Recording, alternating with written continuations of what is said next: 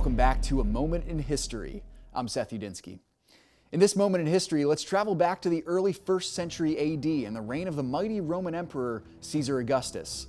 Several years after Jesus Christ was born, history tells us of an epic battle between the Romans and a conglomeration of Germanic tribes.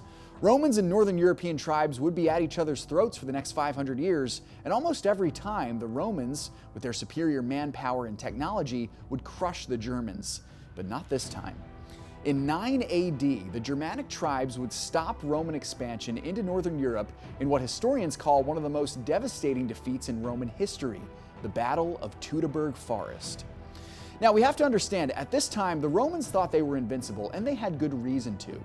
Even in 9 AD, which was before the empire would reach its full glory, the Romans had conquered much of the lands and peoples surrounding the Mediterranean Sea with very little resistance.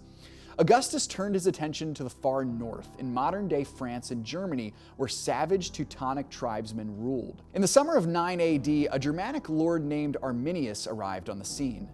Arminius was seen as an ally to Rome, and he had even risen in the ranks to a Roman nobleman, but he was loyal to his Germanic heritage and secretly planned a rebellion against Rome. According to an account from the 3rd century Roman historian Cassius Dio, Arminius rallied the Germanic tribes to mount a full-scale attack on the Romans stationed in Teutoburg Forest, in what is now present-day South Germany, in September of 9 AD. He and several other conspirators sneaked away from their positions in the Roman army to gather the Germanics for battle. The Germans attacked the Romans in a span of 4 days, inflicting devastating damage on multiple Roman legions.